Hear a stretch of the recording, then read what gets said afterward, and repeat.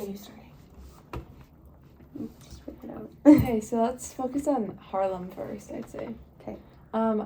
What lenses did people kind of look at with this one? I picked Marxist. Noelle? I would probably go with historical. Yeah, I did historical too. I would say either like post-colonial or historical. Okay. So kind of what did people see, like their lenses, I guess, like where did they use their lens to interpret this poem? Or like maybe we'll talk about kind of how we, like a summary of kind of what occurred in the poem first. That'd be good. Alright. Well, I feel like the first line kind of just like sets up what we're going to be reading in the poem, just like what happens to a dream deferred, or like what happens to a dream that like doesn't happen or is delayed. And it kind of just like goes through talking about like, does it dry up, like a raisin in the sun, those kinds of things. Yeah, I kind of interpreted it like just like ways that a dream like is deferred and how to like describe it.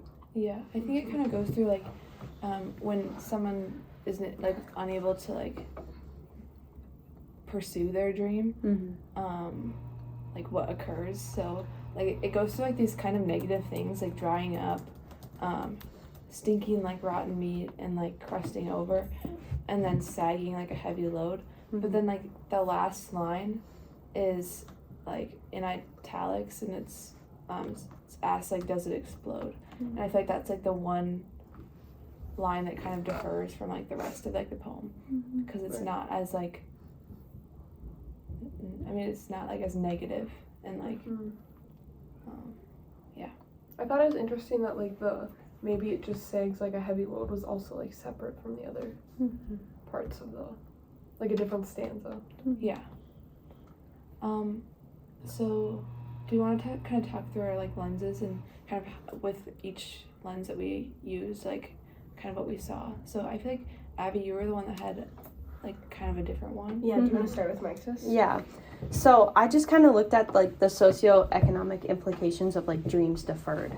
So like when we're looking at Langston Hughes's background, he in 1951, more than a decade before the Civil Rights Act of 1964, I feel like he kind of wrote this poem in like hopes of something that the Civil Rights Act would happen.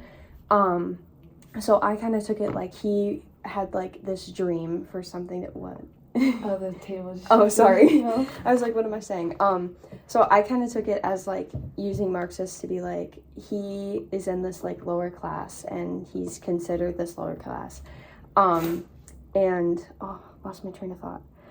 He's hoping for like a better life, better opportunity, and for access to the like American dream itself, which is like shown in what I think America and Me is like the dream, but we'll get to that later.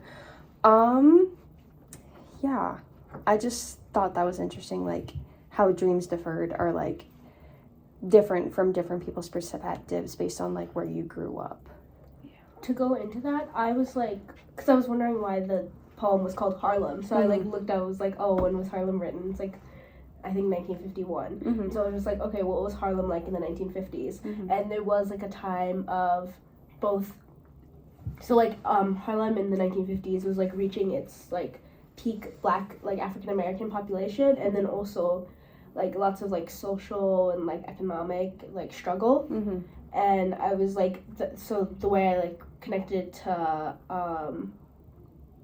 like historical lens was like a kind of a mix of Marxist too. It's just like maybe like that like feeling of not being able to like live up to like certain expectations or like meet certain needs and stuff, and then that like translates into like these dreams deferred, because when you're, and this kind of ties into like Marxist, it's like people who are struggling economically don't like have the luxury to live their dreams and stuff. And that's I think definitely like seen in the time period. And I know Noelle, you also did like historical. Did you see something similar? I would agree something similar, that also just that there really wasn't like anything positive that was like coming out of it, and that it was like the struggle to see that like it could be something good. Like, I also saw that because it was written in, like, 1951, that was, like, almost kind of, like, a decade before the Civil Rights Act. So, like, there were definitely, like, civil rights issues going on at this time. Like, I researched also Harlem and how in, like, 1935 and also 1943, there were, like, these things called the Harlem Riots. And they were, like, in response to police brutality, like, racial discrimination, and things like that. And so, because Harlem is, like, a historically black neighborhood, and, like, this is titled Harlem, I think what he was doing was, like, placing, like, the poem in a setting of, like, a historically black neighborhood. And basically, I think the dream that he was referring to is the American dream, as Abby, like, brought up. And not necessarily, like, achieving the American dream, but even just having access to the American dream, like having the opportunities to even, like, chase after that dream. And I think what it, like, commented on is that, like, when a dream is deferred by things like racial injustice or police brutality or discrimination, it doesn't just disappear. Like, when you look at the lines, like, these things in the middle of the poem about, like, drying up, becoming, like, a raisin in the sun, like, stuff like that, it kind of alludes to the fact that, like, this dream would just disappear, which is kind of, I think, what people who pursue racism are trying to, like, have happen, is that, like, they want people to lose their, like, paths and, like, their dreams and their aspirations. But I think what he does at the end is, like, kind of give maybe another option. I think it's interesting that he uses the word, like, deferred too, because, like, that implies that it's just, like, more, like, set off behind something else, and not necessarily, like, the word, like, disappears. Like, deferred instead is, like, is in the way I'm interpreting it, is, like, set off and maybe put behind, like, those with, like, a higher economic status, like, they come first, and then that dream is, like, deferred. Yeah. Because, like, they're lower in that Harlem neighborhood. I don't know if that's what anybody else thought, or if they thought differently. Like, I kind of want to bring up, like, the idea of, like, exploding at the end. Yeah, that was the line that stood out to me the most too. Yeah, like, does it explode? Because I feel like exploding is, like, not necessarily a positive connotation, but I think in this poem, it kind of takes on something more positive because it's such a, like, contrast to everything else in the poem. Because Langston, I did some background, and Langston Hughes was a social activist. So I kind of took, like, the word explode as in, like, doing something about your dream, not just letting it, like, sit aside, like Deferred says, but, like, do you, like, come back to it and explode on it, like, take it 10 times bigger than when it was deferred in the first place. No, and I definitely, going back to, like, the Harlem riots and stuff, like, that use of the word explode makes me think, like, well, obviously this is a poem, this is, like, pointed word choice, but, like, specifically, like, choosing the word explode, like riots and stuff, that has, like, a connotation of, like, violence and stuff, and it was, like, in response to police brutality, which is, like, another instance of violence and stuff. So I think it was very interesting to have the concept of, like, dreams put next to this idea of, like, explosion and stuff, and the way I kind of interpreted it was, like, people fighting for their rights and stuff is, like, that has become the dream, and the only way for it to manifest itself is in these, like, riots and protests to, like, see actual change in their city. One thing that I kind of wanted to bring up with the riots was on, like, the Marxist Theory packet. It says, under revolution, the continuing conflict between classes will lead to upheaval and revolution by oppressed people. And that kind of made me think of, like, when the off-duty white police officer shot the teenage boy. It's just, like, social classes, and, like, that's what kind of started, like, the whole, like, riot, was, like, the authority of the he was off-duty, so he didn't really have the authority to shoot. Just started that whole, like, tumbling down thing. And I definitely think, like, you bringing up the Harlem riots are just, like, is a very important thing to add to this, because it's, like, it's called Harlem, and yeah. And I think also, like, it's not just Marxist, I think you can also connect it to post-colonial, like, the power that the, like, colonists have over, like, oppressed groups. And, like, they have the power to defer someone's like dream. Like I think that's what this like poem is like talking about, is that like these people had the authority and like power to, because they were in a place of power, they were able to defer someone's dream just because of like the power they hold. It's like another form of oppression. Yeah, and I think it's like at the end it's kind of switching that back to like having your own power. And not necessarily just like, even not necessarily just even like killing that dream, but like making it like fester and dry up and things like that, where I almost feel like is worse rather than just, and that's why like he could almost like take that power back by having the dream explode. I think also like the like does it dry up or like fester like a sore kind of speaks to the like anger at the time and like discontentment and towards like these colonial or and like bigoted people and stuff. Is just like Black people in Harlem like not exactly knowing how to deal with the adversity that they're facing, and so it just festers and builds and builds and builds, and then again, like we talked, or like I said before, it kind of like leads to this explosion of. Yeah, I like that.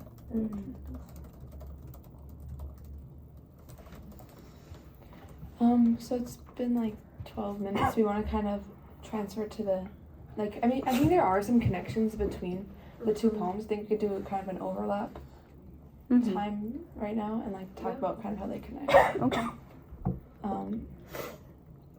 Yeah, Did you want to talk about that? Yeah. So I like when I was the one who picked the America for me, and the reason I picked it because I was like, it's obviously it was written in the 1800s, or no, that's his lifetime. I don't know when it was written. 1911. Okay, thank you. Yeah. Oh, 1909 it says on my website. Oh, then maybe that's right. I have no idea. Yeah, when I looked it up, it said 1909, but on Her this thing it says 1911. Okay. Oh, it's the book it was published in, but whatever. Anyway. Back on track. It was like I applied more of a post-colonial lens to this one, and like one of the things that stuck out to me was this very idealistic and romanticized view of America, and like also this glorification of like what America represents, and at the same time like just like Western and European ideals together are all seen as very like even though it's like the old world, it's still like admired and stuff. And so I thought that was like it like contrasted a lot with Harlem, because Harlem is like also set in America, or it's like about an American city. It's a city in New York, and this one's like the way I understood it, Harlem's about like social discontentment and stuff, and it's like the American dream that like Abby was talking about versus like what Americans are actually facing. I think it's interesting to look at the two perspectives of the authors of the poems, because we look at someone like Henry Van Dyke, who was a European, or someone who came from Europe to America and had this, like you said, a romanticized version of it. And then when we look at someone like Langston Hughes, who grew up in a struggling New York City for his race, and then we look at Henry Van Dyke again, he's white, and he's like, oh, America's this amazing place, it's modernized, it's so much better than Europe, who focuses on the past. And then we look at Langston Hughes, who's like, just because of the color of my skin, like, I can really do anything here. So I just think that's America. I think it addresses like the dream that like the people in Harlem wanted, but didn't have the opportunity to like achieve. Like this is like the dream that they like had deferred from them because because of their race or because of like their socioeconomic status.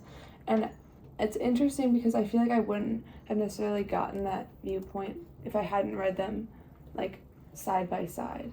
Like I don't think I would have viewed it as such a privilege. I feel like this is a little bit of a privileged piece of poetry, and I don't think I would have viewed it that way if I hadn't read it right next to like Harlem. Yeah.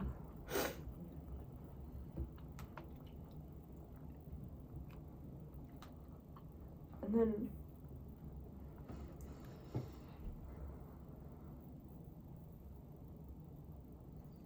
one of the lines that stuck out to me in America for me was like, oh, it's home and home again, America for me. It's like it's repeated twice. And like this is like a European man I believe he's European. Coming to America and like finding this like home, like finding comfort and like liking this new like colony and stuff. And like it again like going back to like Harlem. It's like Black Americans who are born in this country from like after slavery and stuff do not have this same connection to like the land and stuff, and do not feel like at home and aren't given like the same rights and stuff as like other citizens, whereas like some European man could come and is like, it's like this shiny new place that's like wonderful and like but still also holds like a lot of the like cultural values of just like European like Western ideas. I think it's interesting, like the line, like the one you just brought up, it's home again and home again, America for me. Like it says, like I think the fact that it's not like America for all, it's America for me. Yeah. Like the home, America was home for him, and I mean it's clear after reading like other poems or other pieces of literature that America isn't home for other people. And I think it's interesting, like he kind of relics on like some of the good things about Europe. Like he talks about like the beauty of some of like their lands and stuff, but he also he's given the choice to leave that beauty for like a home. Do you know what I mean? Like it's in a place of privilege. Yeah. Yeah. I noticed the line like below that too, where it says like to the blessed land of room enough. Which I kind of saw as like we're talking about this how, and also I kind of related that to like but right above that where it's like but the glory of the present is to make the future free, and how these Europeans coming over, like they talk about how America has all this like potential, how like they can make the future free, and how they like want to shape it to be, and it's the blessed land of room enough. But then like seeing in Harlem how this like group of people, both like the lower socioeconomic class and like those like the African Americans, like how they're both like they aren't given that room in America, and how that's kind of shaped by the privilege and the power that like the white Europeans coming over have, and how they can create that room for themselves but not for other groups.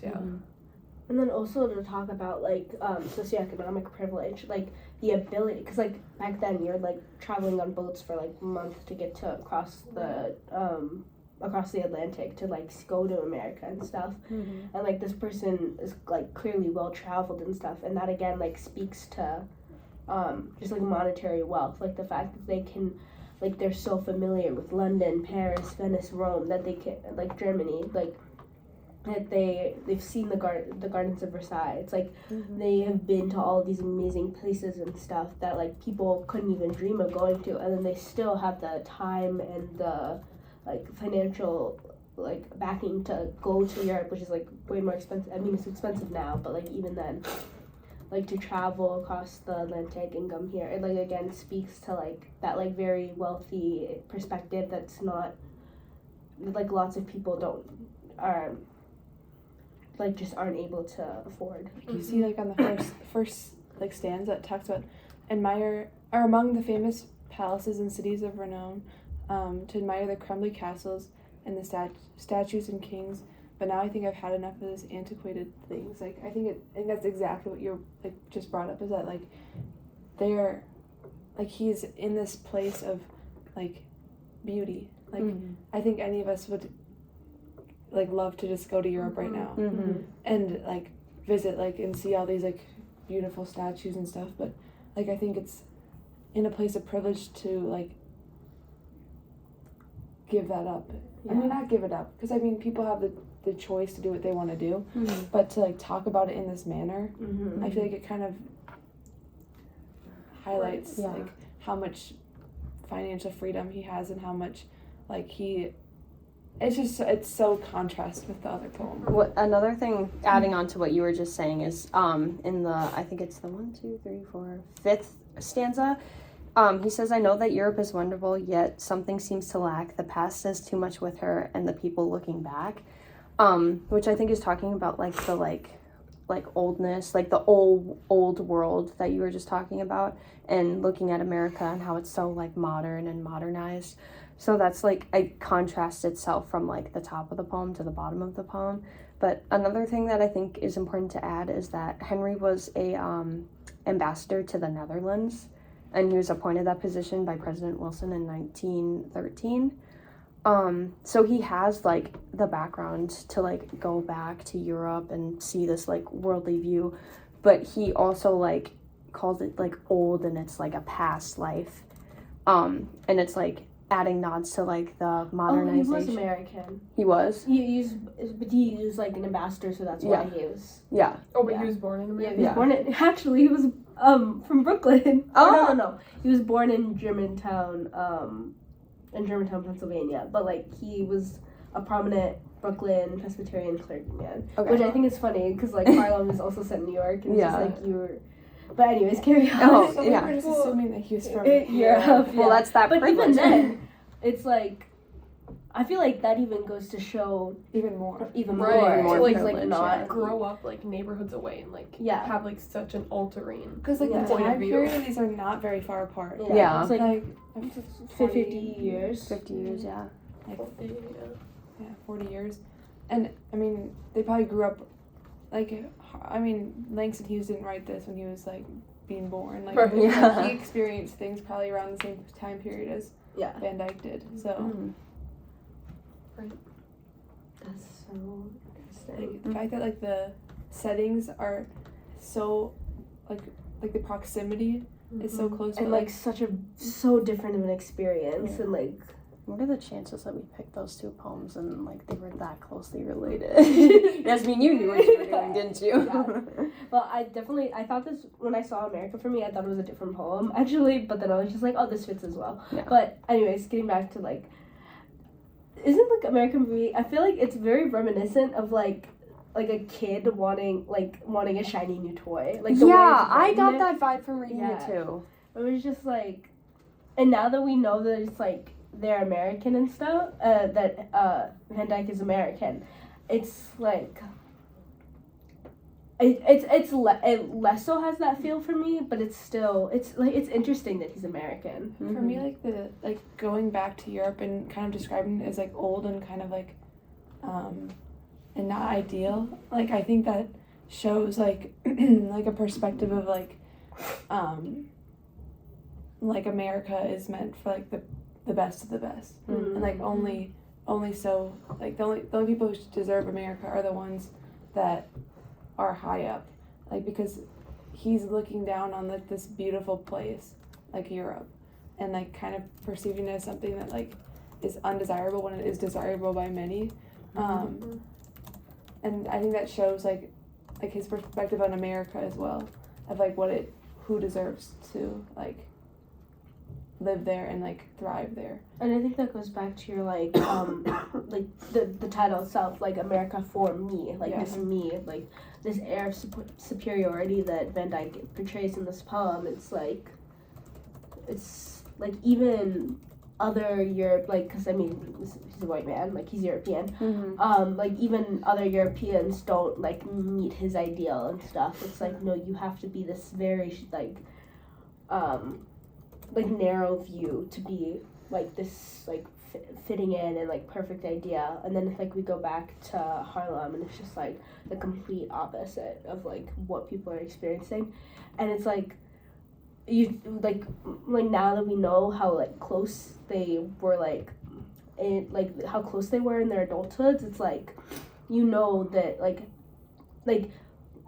African American people weren't even like on his radar, you know what I mean? It was like so separate, so removed from each other.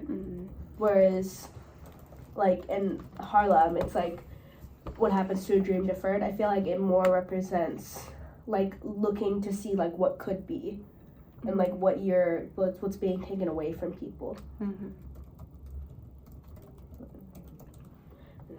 Didn't even have something. So do you want to kind of shift to like a so what? Yeah. Because we have like 5 minutes left or so. So we kind of talked a lot about like post-colonial lens for both poems, as well as like kind of historical, I think, I is think what we. those are the biggest ones. And like Yeah. Marxist. It's Yes. like those three. So, what are some of the questions off like the packet that we could address? Okay, so historical talks about what does this text reveal about history and those who experienced it? How does knowing the context help understand the meaning of the text? Post-colonial, how does it address power, economics, politics, religion, and or culture in relation to colonial hegemony? And then Marxist talks about how do socioeconomic classes differences affect the creation and or reading of the text, and what does it apply about class and the effects of it on society and or individuals. I think it, like with post-colonial and Marxist, I think it really emphasizes like how your like economic status as well as your like race and like status in society can affect like your perspective on the world. Like I think by showing like these two differing experiences but in the same location at the same time, kind of like demonstrates exactly that. Like I think it shows how like just those two characteristics and like characteristics of like your status can lead to like either achieving the American dream or not, and like how the ease of even achieving the American dream. Like I think it shows like this guy was just so content with life. Like the guy who wrote America for Me, like it was just like it just came. Like he would go to Europe or come back and like all was well. But I think in Harlem it shows like there you needed to explode, you needed to fight to even get an opportunity for your dream. I definitely think with answering the like how did the socioeconomic differences affect creation or reading of the text, it kind of tying into what you were saying. When we look at Harlem, we see somebody who's like frustrated and feels like unheard and denied. And then when we look at America and Me, we see somebody who's like happy and like gleeful, like, oh, I love Europe, but I like America more. And definitely like tying into that social class, it's like a privilege to, you know, go to Europe and then go to America. And then we just have someone who's just stuck, not being heard. Yeah. And then I was like, one of the questions on the Marxist page is like, what values does it reinforce? And I think like, it just kind of like reinforces the idea that like some people are more deserving of certain luxuries in life than others, and like that could be seen as like both like an economic status thing or a racial thing, and like as like kind of rehashing what we've all like come to the conclusion of, but it's just like again like that idea like that like people are deserved or like entitlement, like some certain people are entitled to certain things in life and certain luxuries, and like when you're like not in that like class, then you are left to like sit and wait and be unhappy and stuff until you get to the point where you have to explode, like in Harlem.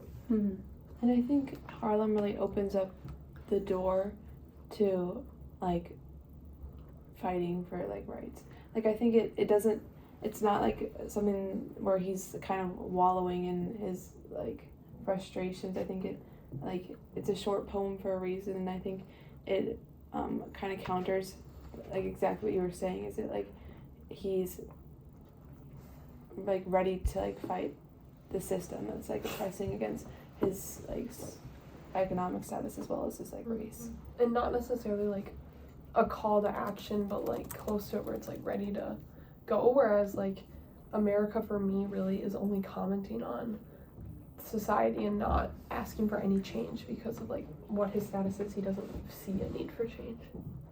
So those differences in how it's written. Something that I kind of thought was like interesting looking at Harlem is when it talks about like the dream deferred, I immediately thought of the I Have a Dream speech. Did any of you guys think about that?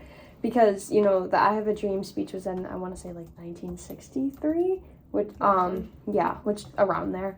So like Langston Hughes's dream was being like, he wrote this poem and he's like, my dream's being deferred, and then almost 10 years later it happened. Yeah. Which is something that I thought was super interesting because Martin Luther King was the one who like let his dream explode. He led that march and was like, I have a dream, this is my dream, I'm letting it explode. But when we look at someone like Langston Hughes, he was more quiet, more timid about it. Like he was a social activist, but he wasn't like huge like Martin Luther King, and that's just something that I thought was interesting. I was gonna say like maybe like that motive of like the word dream could also just relate to where like that group was at that time, where like there was no other thoughts other than it being a dream, because like they were so stuck in like that place of lower privilege because like they were put there, and how like they it just needed to be a dream. So we're at 30 minutes. Yeah. Oh, we are? We done? Part.